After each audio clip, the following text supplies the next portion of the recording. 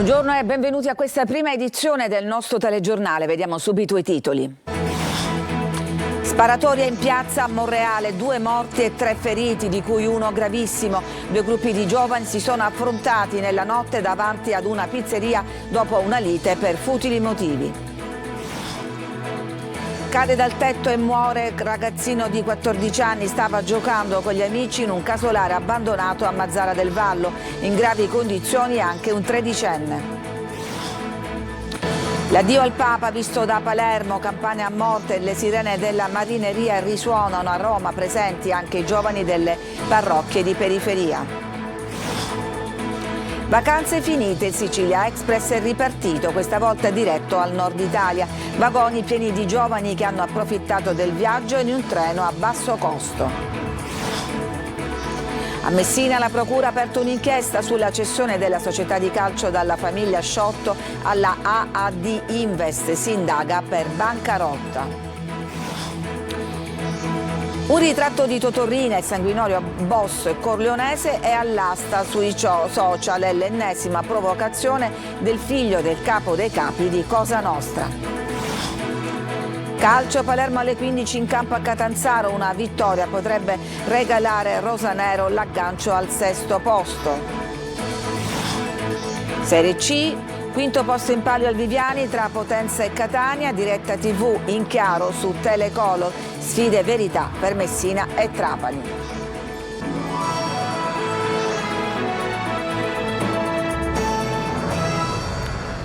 Dunque in apertura ci colleghiamo subito con Monreale, dove, come avete sentito, nella notte c'è stata una sparatoria con un bilancio gravissimo, 2 morti. In diretta per noi c'è Marco Gullà. Buongiorno Lorena, buongiorno a tutti. Sì, infatti ci troviamo a Piazza Emanuele, ovvero dove nasce il Duomo di Monreale che vedete appunto alle mie spalle. In questa piazza, o meglio nella stradina che è quella che poi va ovviamente a intersecarsi con la piazza via Benedetto d'Acquisto, stanotte c'è stata una violenta rissa, purtroppo sfociata con 2 morti, colpi di pistola, sangue in questo momento ovunque, che viene che è stato tolto ovviamente dagli operatori. C'è sgomento, c'è soprattutto incredulità. A Monreale ci sono anche altri 3 feriti, di cui uno in gravissime condizioni. I morti sono 2 ragazzi di 24 e 26 anni, da capire se sono di Monreale o se sono comunque di altri paesi limitrofi o anche di Palermo, da capire appunto l'identità di questi 2 ragazzi. Tutto sarebbe nato appunto per futili motivi, una rissa in una serata che doveva essere di spensieratezza, di relax, anche perché qui a Monreale in questi giorni si sta celebrando la festa del Santissimo Crocifisso, quindi una festa macchiata di sangue. Ci sono i carabinieri che vedete ovviamente alle mie spalle al lavoro anche per acquisire le immagini di videosorveglianza e soprattutto per iniziare a studiare quale potrà essere, soprattutto qual è stata la dinamica, la causa che ha scaturito tutto ciò. Vi dico che c'è davvero tanta incredulità, sgomento, perché a 2 passi c'è il Duomo di Monreale, molti turisti appunto sono assolutamente sbigottiti, increduli davanti alla scena del delitto e chiedono cosa è successo. È successo che 2 ragazzi, anziché trascorrere una serata di relax, una serata di divertimento, un sabato di festa, invece si sono uccisi, si sono sparati tra 2 gruppi probabilmente insomma diversi, in una serata che, come ho detto, doveva essere una serata assolutamente diversa. Per adesso da Monreale è tutto, a voi.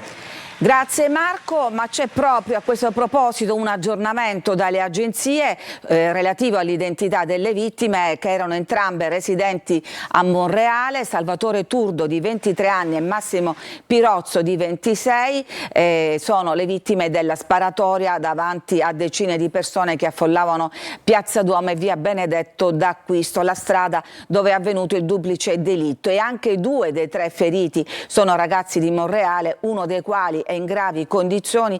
L'altro dettaglio da accertare è se tra i feriti ci siano state anche avventori che sono fuggiti davanti ai primi colpi di pistola e non avrebbero fatto parte dei 2 gruppi di ragazzi che si sono affrontati. E purtroppo in questa domenica c'è un'altra tragedia di cui vi dobbiamo dare conto, un pomeriggio di divertimento, in questo caso fra due ragazzini, due giovanissimi, finito in tragedia. È accaduto in provincia di Trapani a Mazara del Vallo. I due ragazzini, 14 e 13 anni, stavano giocando sul tetto di un casolare abbandonato. Ci racconta tutto Laura Spanò.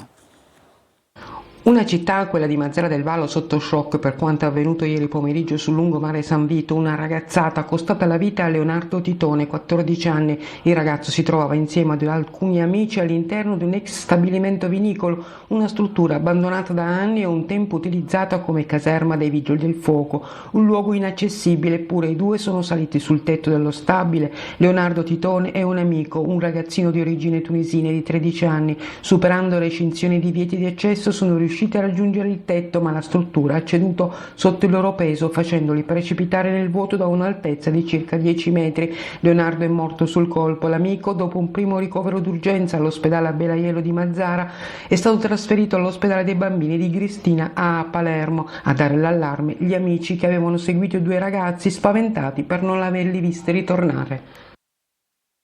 Ieri mattina l'addio solenne a Papa Francesco, con i funerali seguiti in San Pietro da 250.000 persone, fra loro anche i ragazzi delle borgate di Palermo, dove il pontefice era stato in visita. In Sicilia ci sono state diverse iniziative per rendere omaggio al Papa degli ultimi nelle chiese di Palermo. Sentiamo Marco Gullà.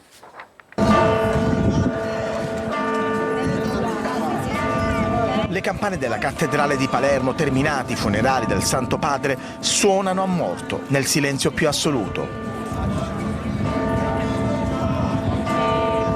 Il mondo ha dato l'addio a un Papa immenso, illuminato dalla sua fede e dalla sua profonda umanità, con il rito dei funerali che abbiamo seguito in parte con il parroco dello Sperone. Papa Francesco, nella sua visita a Palermo nel 2018, fece tappa proprio in questa parte di città. È incredibile la presenza che c'è in questo momento in piazza di ogni tipo, dalle autorità ai potenti del mondo, la gente comune, i ragazzi. C'è il giubileo degli adolescenti in questo momento in corso, ci sono anche i nostri ragazzi di Roccello e di Sperone col gruppo scout che sono lì.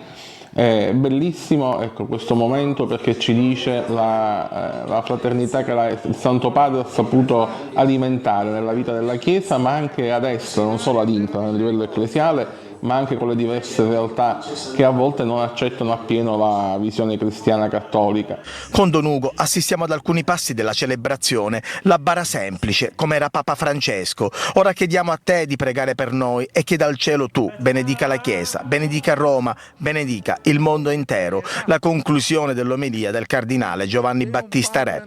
In Sicilia diverse le iniziative per rendere omaggio ad un grande Papa, come al porto di Mazara del Vallo, dove stamattina per alcuni minuti i pescherecci ormeggiati in banchina hanno fatto suonare le sirene e le trombe in segno di omaggio nei confronti del Papa degli ultimi.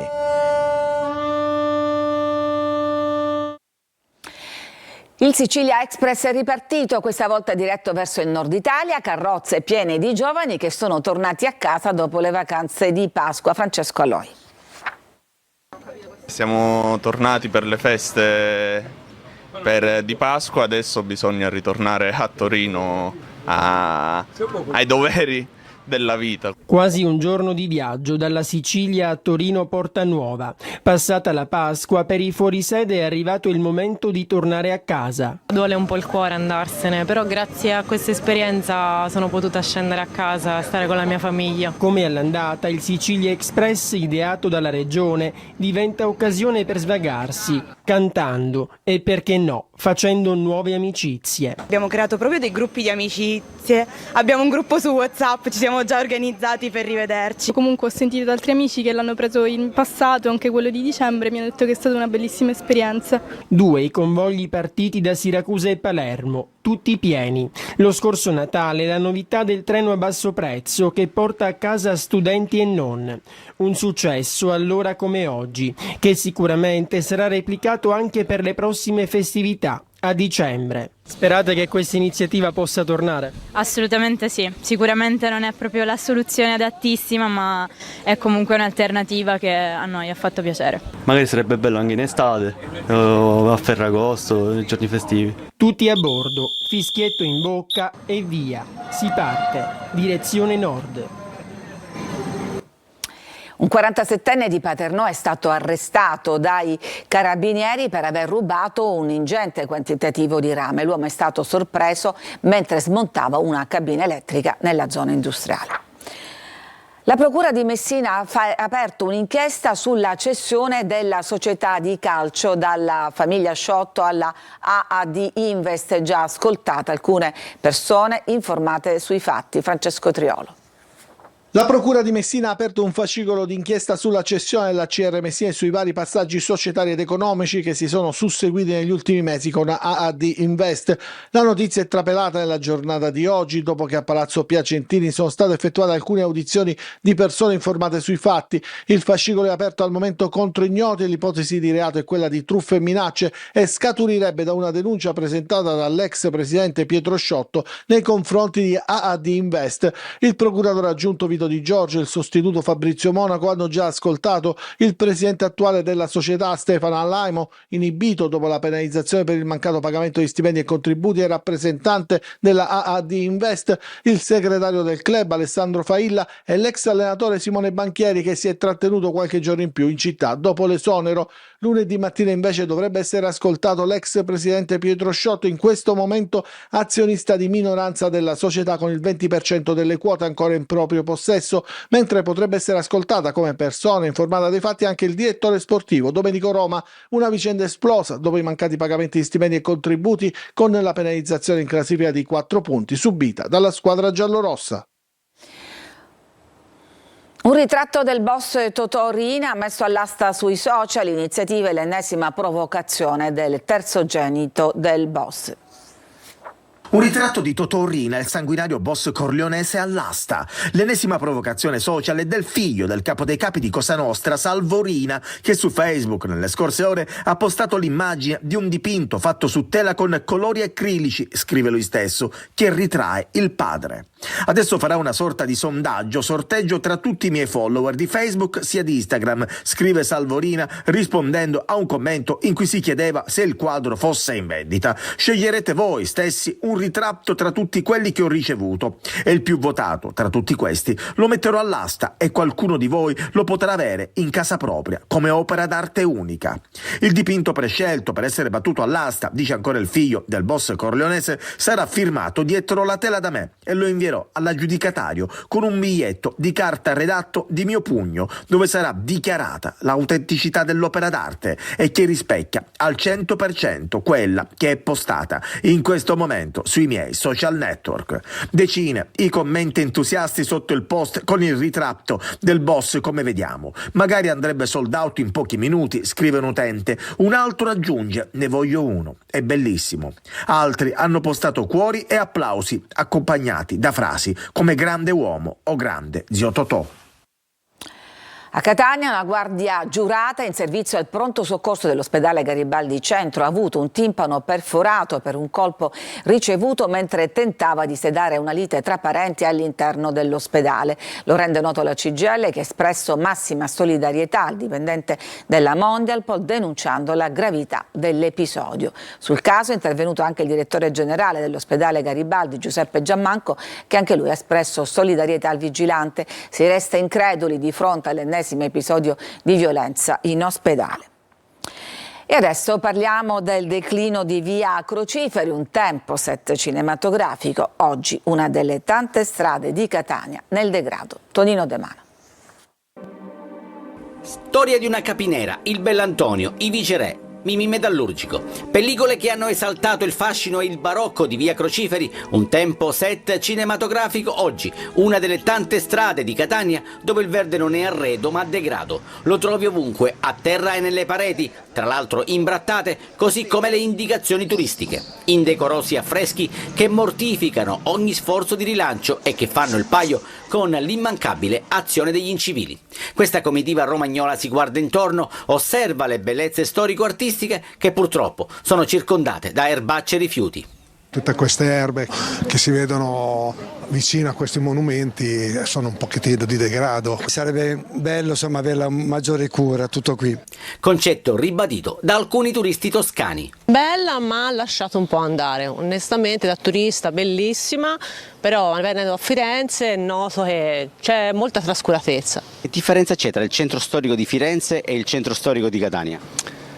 Che il centro storico di Catania è, culturalmente forse barocco, molto più carico, però è un po' più lasciato andare. Mi sembra che sia una delle città più belle che ho visitato. Chiaro che se si potesse magari ripulire un attimino i muri vicino a queste splendide chiese sarebbe una bella cosa, sì. Catania bella e sporca, quante volte abbiamo sentito questa frase che indigna, specie chi ha puntato tutto sul turismo. Vuole lanciare un messaggio al sindaco Trantino? Di venirsi a fare una passeggiata in via Cruciferi, lo accompagnerò volentieri a fargli vedere tutto lo schifo che c'è in via Cruciferi. Sarebbe meglio tornare alle immagini in bianco e nero, in modo che il verde dei rovi non sia riconoscibile. Ancora a Catania, furto sacrilego nell'oratorio Giovanni Paolo II nel quartiere di Librino. Un giovane che i volontari hanno riconosciuto dalle immagini di videosorveglianza ha rubato dalla cappella il tabernacolo con le ostie consacrate. L'appello è di riconsegnare anche in forma anonima le ostie. Il furto, dicono i ragazzi dell'oratorio, ci addolora profondamente. Ci fermiamo adesso, c'è una pausa, torniamo dopo con altre notizie.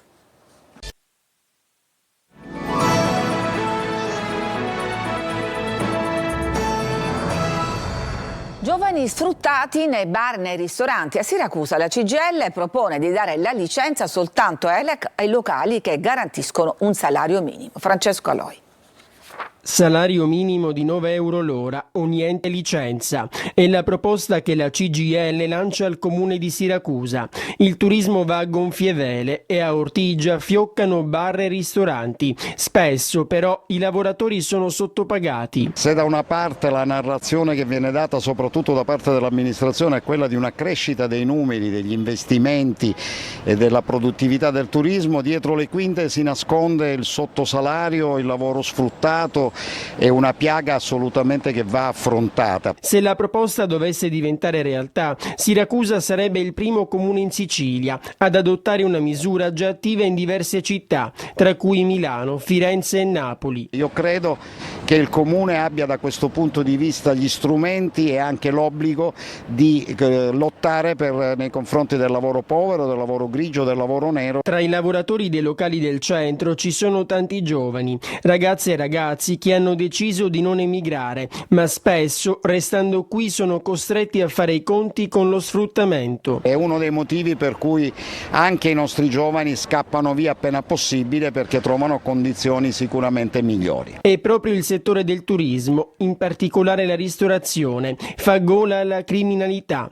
Lo ha detto il presidente della Commissione regionale antimafia, Cracolici. Indispensabile, quindi, intensificare i controlli. E purtroppo dobbiamo dare un aggiornamento sulla notizia di apertura, la sparatoria in piazza a Monreale, una sorta di Far West. Sale infatti a 3 morti e 2 feriti il bilancio di questa sparatoria avvenuta nella zona tra via Benedetto d'Acquisto e la centrale Piazza Duomo. Le vittime hanno 23, 25 e 26 anni, i feriti 33 e 16. La sparatoria è avvenuta nei pressi del locale 365 davanti ad almeno un centinaio di testimoni. Le vittime sono Salvatore Turdo, il 23enne, Massimo Pirozzo, di 26 anni, morti subito dopo essere trasportati in ospedale. Questa mattina non ce l'ha fatta anche Andrea Miceli, di 26 anni, arrivati in condizioni disperate. Sono tutti e 3 giovani incensurati di Monreale. Davanti agli ospedali si sono presentati familiari e amici delle vittime con grida e scene di disperazione. Ci fermiamo, c'è una pausa e poi torniamo con la pagina sportiva.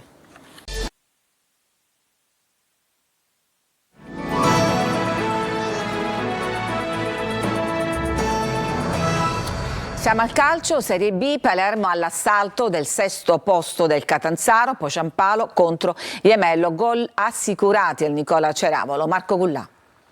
Ancora un bivio, ancora un crocevia fondamentale per il cammino del Palermo. Rosanero di Siena a Catanzaro oggi pomeriggio e l'esame riparatore dopo quello fallito al San Nicola contro il Bari oltre 2 settimane fa. Come una sosta per le nazionali. Il Palermo non gioca da 16 giorni e vuole tornare immediatamente a fare punti per provare ad alzarsi sul sellino in vista di questa volata finale playoff. Una pausa non programmata certo, ma che ha permesso a Dionisi e al suo staff di lavorare su assetti e recuperi fisici con l'obiettivo di arrivare al meglio alla trasferta calabrese. Una vittoria permetterebbe al Palermo di compiere il tanto agognato salto di qualità, raggiungerebbe il Catanzaro al 6° posto e metterebbe pressione anche alla Juve Stabia, quinta, che oggi affronterà il Sud Tirol. Insomma, una partita che può davvero cambiare il corso del campionato. Sfida nella sfida, con poi Giampaolo contro il capocannoniere della Biglia e Mello e poi Brunori, che al Catanzaro non ha mai segnato. L'attaccante infatti dovrà fare i conti con un club al quale non è mai riuscito a fare gol dopo 5 tentativi tra Serie B e Serie C,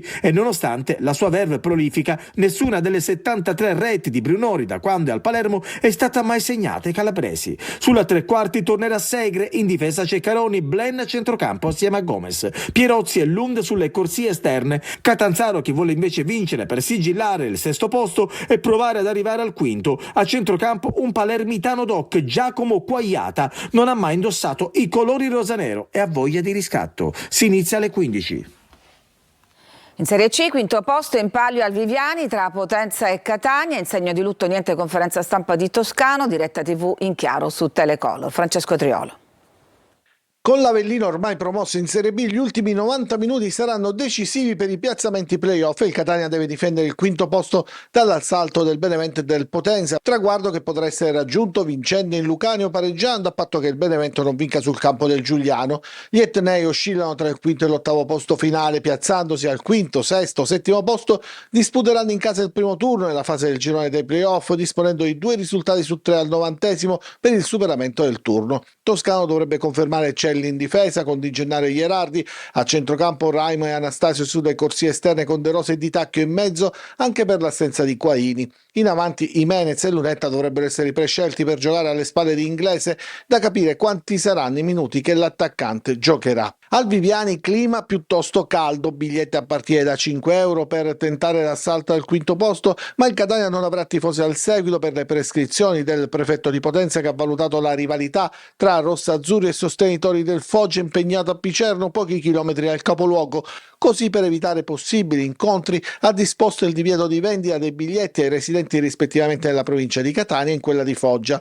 La gara tra Potenza e Catania verrà comunque trasmessa in diretta esclusiva su Telecolor dalle 19, maxi versioni di diretta stadio, 4 ore di trasmissione con la presentazione dell'incontro e le voci dei protagonisti del prepartita, le immagini live del match e un ricco post gara con le interviste in anteprima da allenatori e giocatori, tutti i risultati di verdetti della stagione regolare, incluso il quadro completo di play-off e play-out. Messina e Trapani cercano stasera una vittoria nei rispettivi incontri. Sergio Colosi. È stata una costante della stagione regolare, l'ultima serata non fa eccezione. Il destino del Messina incrocia il Trapani, ma non viceversa. I giallorossi sono ad un passo dal play-out, anzi a 3 passi, perché battendo al Francoscoglio la Juve Next Gen sarebbero sicuri dello spareggio salvezza. Caso contrario una mano può darla il Trapani, che ospita la Casertana, diretta concorrente del Messina. Le due squadre sono divise da 7 lunghezze, fino ad 8 si spareggia. Con 9 o più punti di ritardo i peloritani finirebbero senza appelli in Serie D. Davanti ad oltre 7.000 spettatori il tecnico Gatto conferma la stessa formazione di Foggia, indisponibile in grosso fermato dal giudice sportivo. Il Trapani può favorire il Messina, ma soprattutto se stesso in ottica play-off. In questo caso non basta superare la Casertana, ma affidarsi al Benevento, avversario di un Giuliano in vantaggio sul Trapani negli scontri diretti e a cui basta un solo punto per centrare gli spareggi promozione. Il rinnovo contrattuale di Aronica, le motivazioni di Barosi, Kragel e Ruggero, miste alle assenze degli squalificati Silvestri e Toscano, sono gli altri temi della sfida del provinciale.